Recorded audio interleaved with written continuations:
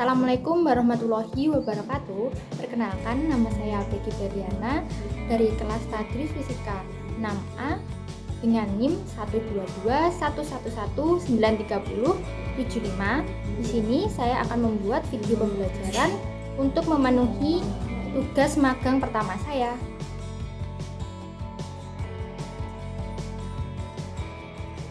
Pada pertemuan kelima kali ini, kita akan membahas mengenai suhu dan kalor dengan submateri kalor.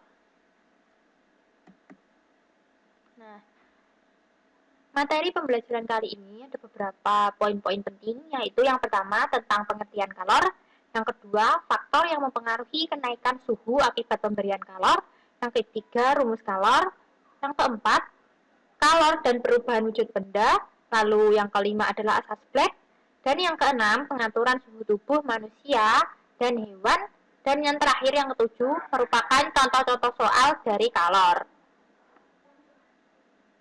Nah, sebelum lanjut ke pembahasan yang lebih mendalam lagi, ada pendahuluan yaitu telur bebek biasanya menetas setelah dierami induknya selama kurang lebih dari 28 hari. Namun, telur dapat menetas tanpa harus dierami dengan syarat memperoleh kalor secara terus-menerus. Nah, lampu bolamlah biasanya yang digunakan untuk proses penetasan telur ini. Oke, setelah ini kita akan lanjut ke poin pertama mengenai pengertian kalor. Nah, suhu menyatakan tingkat panas suatu benda. Benda memiliki tingkat panas tertentu karena di dalam benda terkandung energi panas. Seperti telah kamu lakukan dalam kegiatan penyelidikan tersebut, bahwa segelas air dan seember air yang bersuhu sama memiliki energi panas yang berbeda. Untuk kenaikan suhu 200 gram air memerlukan energi panas yang lebih besar daripada 100 gram air. Pada suhu yang sama, zat yang masanya lebih besar mempunyai energi panas yang lebih besar pula. Energi panas yang berpindah dari benda yang bersuhu tinggi ke benda yang bersuhu lebih rendah itulah yang disebut dengan kalor. Nah, sebagai bentuk energi dalam satuan internasional, kalor ini memiliki satuan yaitu joule yang dilambangkan dengan huruf J besar. Lalu yang berikutnya, poin kedua, yaitu faktor yang mempengaruhi kenaikan suhu akibat pemberian kalor. Apa saja sih faktornya?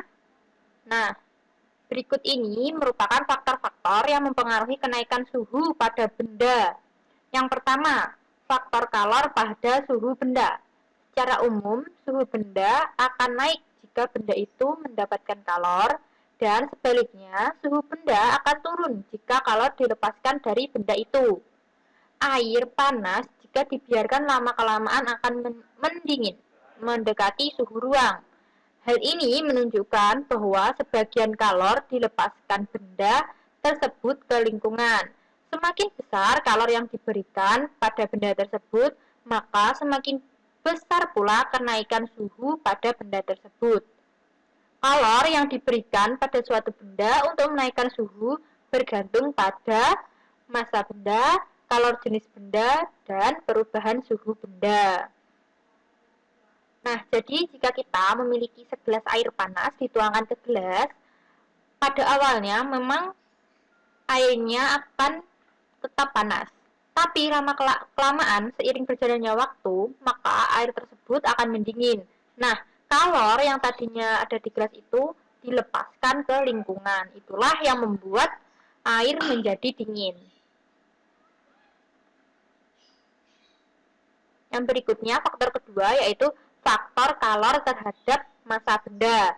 Semakin besar massa benda, maka semakin besar pula kalor yang diberikan pada benda untuk menaikkan suhu. Jadi, jika massa bendanya sangat berat, maka kalor yang dibutuhkan untuk menaikkan suhunya juga akan besar. Misalkan 1 kilo air dengan 2 kilo air, maka kalor yang dibutuhkan akan lebih besar untuk 2 kilo air. Kemudian lanjut ke yang ketiga, yaitu faktor kalor terhadap jenis benda. Untuk menaikkan suhu benda dilakukan dengan melihat dahulu jenis bendanya, agar diketahui berapa suhu yang akan diberikan pada benda tersebut. Jadi, kita harus melihat bendanya apa dulu, apakah itu benda padat, cair, atau gas, untuk memberikan kalor terhadap benda tersebut. Nah, di sini ada tabel yang menunjukkan kalor jenis beberapa bahan yang menunjukkan bahwa bahan yang berbeda memiliki kalor jenis yang berbeda pula. Seperti itu. Yang pertama, bahan air, kalor jenisnya 4,184, alkohol 2,450, aluminium 920, dan seterusnya. Jadi itu merupakan kalor jenis benda mulai dari benda cair dan padat maupun gas. Oke, yang berikutnya ini akan saya sajikan video mengenai pemanfaatan laboratorium virtual pada bidang sains, yaitu penggunaan lab virtual PHET atau PET.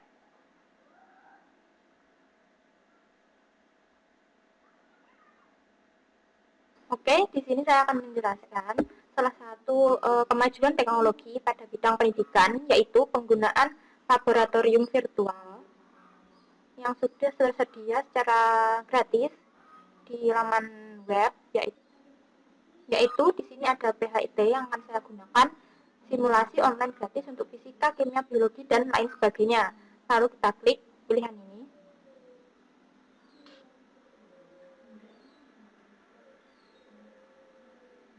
Oke, nanti akan muncul seperti ini tampilannya.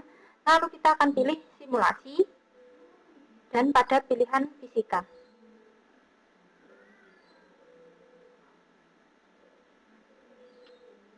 Oke, terus di sini akan ada subjek-subjek yang ingin kita gunakan. Ini akan saya hilangkan centangnya dulu. Lalu di sini saya akan memilih objek yang panas dan termo. Nah, di sini ada pilihan bentuk dan perubahan energi. Jadi kita pilih yang ini juga.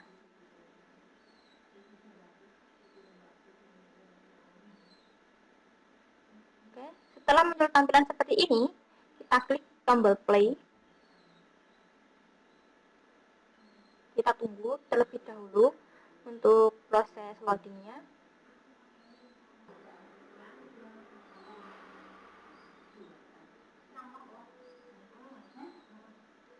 Oke, di sini sudah ada tampilan seperti ini. Di sini ada pendahuluan dan di sini ada sistem. Kita akan coba di pendahuluan terlebih dahulu. Kita letakkan air dan olive oil. Jangan lupa untuk pengukur suhunya, termometer juga kita letakkan di sini. Oke, satu lagi di sini.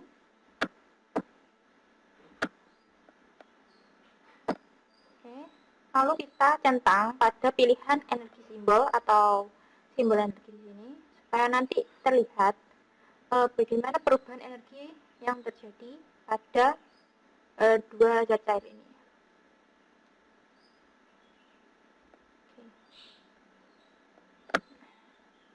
Nah, bisa kita lihat ini, jika kita panaskan, kita beri kalor pada air, maka energi yang ada dalam air tersebut akan meningkat.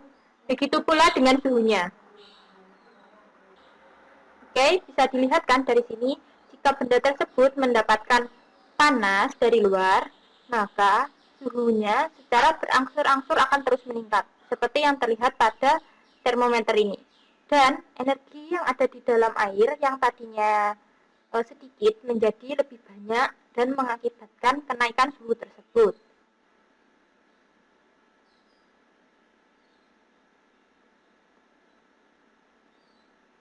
Oke, seperti itu kira-kira. Lalu kita coba pada yang olive oilnya juga, kita naikkan suhunya. Kita lihat perubahannya. Perubahan kalor yang ada di dalam olive oil ini lebih cepat daripada yang di air. Coba kita turunkan suhunya menjadi normal kembali. Oke, kita dinginkan, kita ini klik tombol cool, jadi dingin. Nah, secara berangsur-angsur pula suhu oil yang tadinya sangat tinggi menjadi turun. Nah, sekarang kita coba pada sistemnya. Ini, misalkan orang ini merupakan sumber energi panasnya yang akan membuat perubahan pada air ini, perubahan suhu yang terjadi pada air ini. Oke, kita sama caranya seperti ini. Kita klik ini menjadi di sini. Kemudian simbol energinya juga. Nah, orang di sini memberikan kalor dari gaya dia ke generator, kemudian menuju ke disalurkan kepada air sehingga ini menjadi panas. Ketika orang ini menjadi lelah atau gaya yang diberikan untuk merubah kalor tersebut turun, maka ini juga akan turun. Seperti yang dilihat ini, dia belum lelah, jadi kalor tetap mengalir dan panas meningkat. Lalu, ketika orang ini sudah mulai lelah, bisa kita lihat energi yang mengalir pun juga berkurang, atau kalor yang mengalir pun juga berkurang, sehingga kita juga bisa lihat nanti akan secara berangsur-angsur pula suhu pada air ini akan menurun. Kita tunggu beberapa saat terlebih dahulu.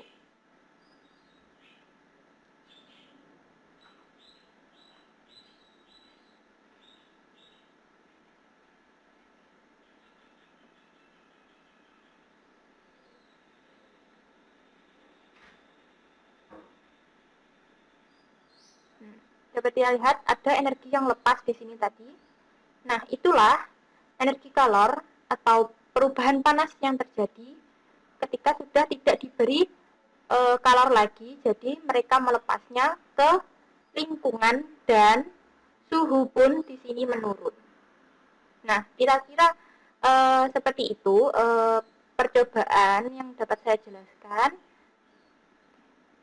Nah, dari percobaan ini kita juga dapat mengambil kesimpulan bahwa jika suhu suatu benda itu naik, maka kalor dari benda tersebut juga naik. Jadi mereka itu berbanding lurus. Nah, selain itu, pada percobaan kalor, massa, dan kalor jenis benda juga mempengaruhi cepat lambatnya suhu itu naik, seperti tadi pada air dan olive oil.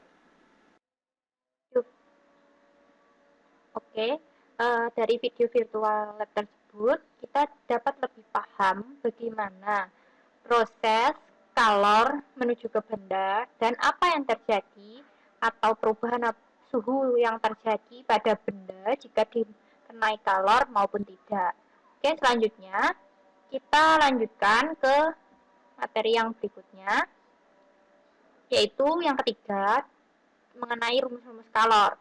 Nah, kalor dirumuskan secara matematis yang dapat ditulis menjadi I sama dengan C kali M kali delta T. Nah, C ini bisa diubah dari Q per delta T atau C sama dengan M kali C kecil.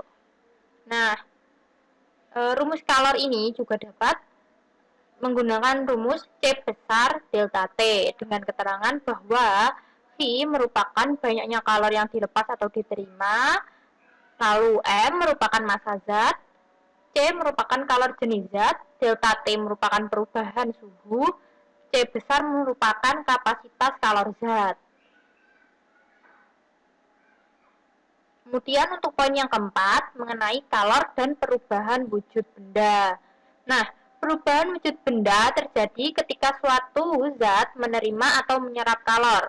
Perubahan ini juga terjadi karena adanya pelepasan kalor dari suatu zat. Proses perubahan wujud benda banyak berlangsung di kehidupan sehari-hari. Proses tersebut terdiri dari proses menerima kalor maupun melepaskan kalor. Nah, proses yang menerima kalor itu contohnya yaitu mencair, menguap, dan menyublim. Nah, Mencair itu merupakan proses yang menghasilkan perubahan fase zat dari zat padat ke cair. Nah, contohnya itu seperti es batu atau es krim yang kita biarkan di tempat terbuka, maka lama-kelamaan es tersebut akan mencair ataupun meleleh. Kemudian, yang kedua yaitu menguap, proses perubahan molekul di dalam keadaan cair menjadi gas.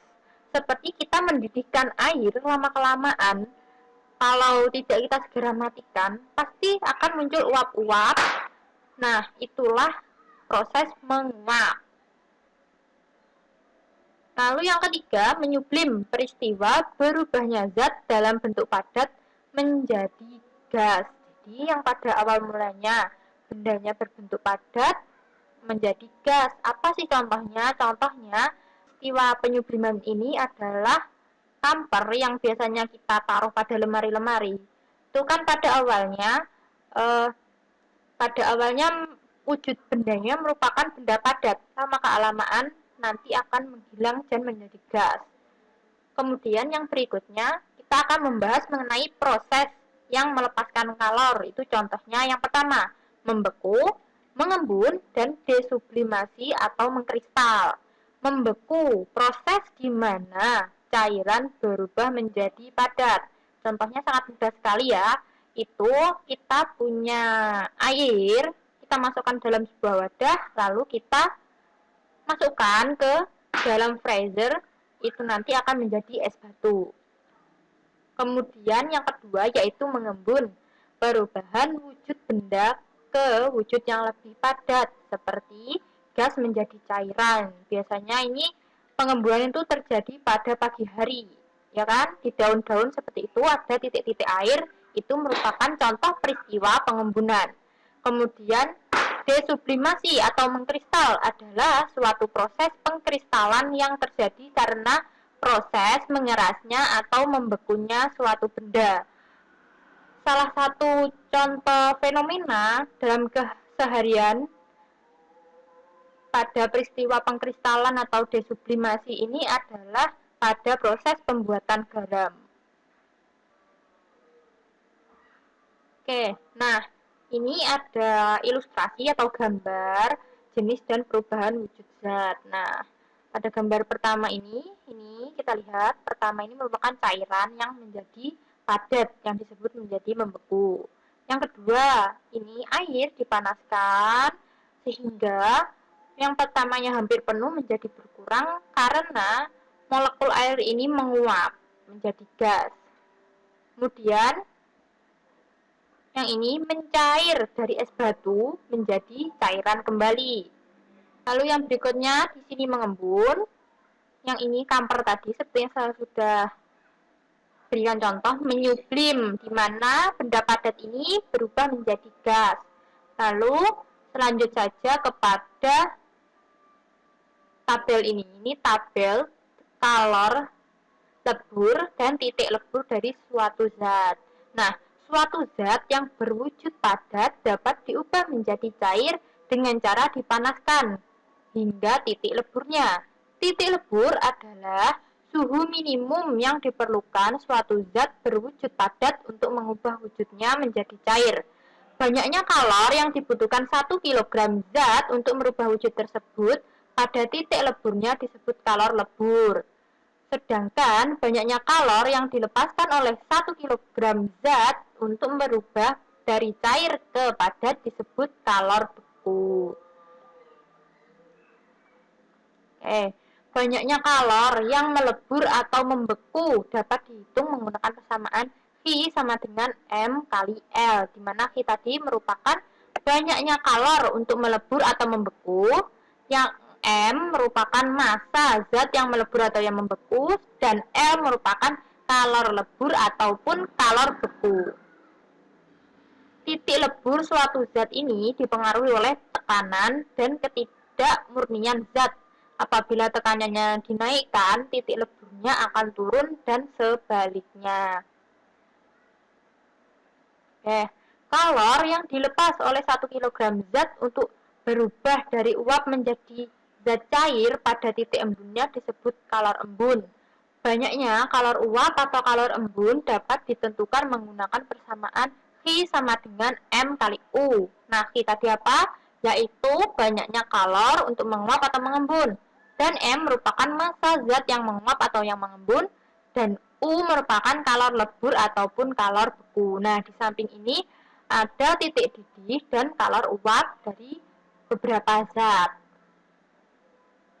Kemudian yang berikutnya, ini merupakan tabel dari air dapat berwujud padat, cair, dan gas sesuai dengan suhunya.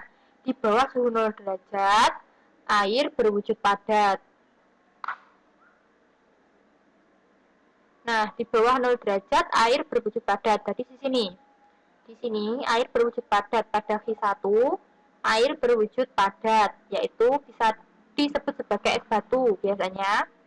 Lalu pada suhu ini 0 sampai 100 derajat di sini, air biasanya berwujud cair. Pada ketiga ini berwujud cair. Kemudian di atas 100 derajat ini, di atas 100 derajat, pada Q5 di sini air mulai berubah menjadi wujud uap. Nah, lalu lanjut ke poin yang kelima mengenai asas Black. Nah, seorang ilmuwan bernama Joseph Black melakukan sebuah penelitian yang berkesimpulan bahwa banyaknya kalor yang dilepaskan air panas sama dengan banyaknya kalor yang diterima oleh air dingin. Hal tersebut kemudian dikenal dengan asas Black, yang secara sistematis atau matematisnya dapat ditulis menjadi Q lepas sama dengan Q terima, seperti pada gambar di sini, di samping ini. Ini jadi air panas dituangkan, air dingin juga dituangkan menjadi airnya hangat. Lalu yang keenam mengenai pengaturan suhu tubuh manusia dan hewan. Manusia merupakan makhluk hidup berdarah panas yang mampu mempertahankan suhu tubuh tetap dan tidak terpengaruh oleh suhu di sekitarnya. Sedangkan hewan berdarah panas, contohnya pada kelompok aves dan mamalia. Nah, kelompok aves di sini kelompok burung, berarti seperti unggas, ayam, atau burung dara, dan lain sebagainya. Dan untuk kelompok mamalia itu seperti sapi, kambing, seperti itu. Lalu, makhluk hidup yang suhu tubuhnya berubah-ubah mengikuti lingkungannya disebut berdarah dingin atau poikiloterm. Contohnya adalah hewan amfibi. Hewan amfibi itu seperti buaya. Terus reptil itu seperti ular dan ikan. Suhu tubuh manusia dipertahankan antara 36,5 derajat Celcius hingga 37 derajat Celcius. Suhu tubuh dapat dipertahankan karena terjadi keseimbangan antara pembentukan panas dan pengeluaran panas. Jadi seimbang. Nah, yang pertama kita akan membahas tentang pembentukan panas tubuh. Proses pembentukan panas di alami tubuh merupakan hasil samping dari metabolisme. Panas tubuh juga diperoleh dari lingkungan luar yang suhunya lebih tinggi daripada tubuh. Makanan atau minuman juga menghasilkan panas tubuh. Jadi biasanya kalau kita selesai makan, itu kan langsung badan terasa panas. Nah, itulah juga salah satu contoh pembentukan panas dalam tubuh. Lalu yang kedua, yang B, kita akan membahas tentang pengeluaran panas. Nah, misalnya ketika kita berolahraga akan terjadi peningkatan proses perubahan energi kimia makanan menjadi energi gerak. Proses ini menghasilkan panas yang dapat meningkatkan suhu tubuh. Pada saat ini, metabolisme dalam tubuh kamu memberi perintah agar tubuhmu berkeringat. Pada saat keringat itu menguap, proses penguapan keringat itu memerlukan kalor.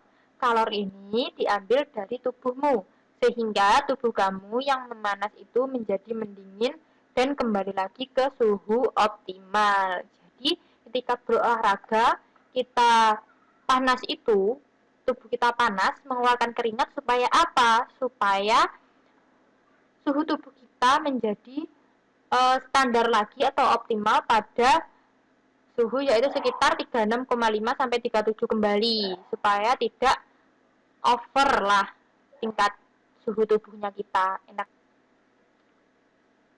Lalu selanjutnya, kita akan membahas mengenai contoh soal. Yang pertama, berapa energi kalor yang diperlukan untuk memanaskan 2 kg besi yang kalor jenisnya 460 dari suhu 15 derajat Celcius sampai 100 derajat Celcius. Nah, kira-kira gimana ya cara mengerjakannya ini? Nah, yang pertama kita harus ditulis dahulu, diketahuinya merupakan M masanya 2 kilo, kemudian C sama dengan 460, dan delta T tadi dari suhu 100 ke 15, jadi delta T-nya 85 derajat Celcius. Kemudian yang ditanyakan itu apa? Kalornya. Nah, lalu kita jawab menggunakan rumus I sama dengan M kali C kali delta T, di mana M-nya tadi 2 kilo kita masukkan, lalu kalornya jenis 4,60 joule kilo derajat Celcius kita masukkan, dikali dengan delta T-nya tadi 85 derajat Celcius, sehingga diperoleh hasil akhir yaitu 78.200 joule. Jadi dapat disimpulkan bahwa kalor yang dibutuhkan untuk memanaskan besi adalah 78.200 joule. Lalu untuk contoh soal yang berikutnya, berapa kalor yang diperlukan untuk memanaskan 500 gram air dari suhu 25 derajat Celcius menjadi 100 derajat Celcius pada titik didih minimalnya. Pertama, kita harus menulis diketahuinya terlebih dahulu, yaitu M air sama dengan 500 gram. 500 gram diubah menjadi kilo, yaitu 0,5 kg. Untuk U air sama dengan 2,27 kali 10 pangkat 6. Lalu C air 4200 dan delta T-nya 75 derajat Celcius. Yang ditanyakannya adalah Q total. Nah, dijawab Q total sama dengan Q1 ditambah Q2. Mengapa ada 2? Soalnya nanti di sini ada proses pemanasan yang menyebabkan air tersebut mendidih atau menguap, sehingga ada 2 keadaan. Nah, di sini dirumuskan Q1-nya menjadi M kali C kali delta T, sedangkan Q2 merupakan M kali U, di mana pada Q2 terjadi penguapan. Lalu kita masukkan masing-masing variabelnya sehingga diperoleh hasil akhir yaitu 1,29 kali 10 pangkat 6 joule. Jadi total kalornya adalah 1,29 kali 10 pangkat 6 joule. Nah, cukup sekian penjelasan materi saya kali ini. Terima kasih sudah menonton video pembelajaran dari saya. Semoga dapat bermanfaat dan mohon maaf atas segala kekurangan yang saya sampaikan. Wassalamualaikum warahmatullahi wabarakatuh. Sampai jumpa.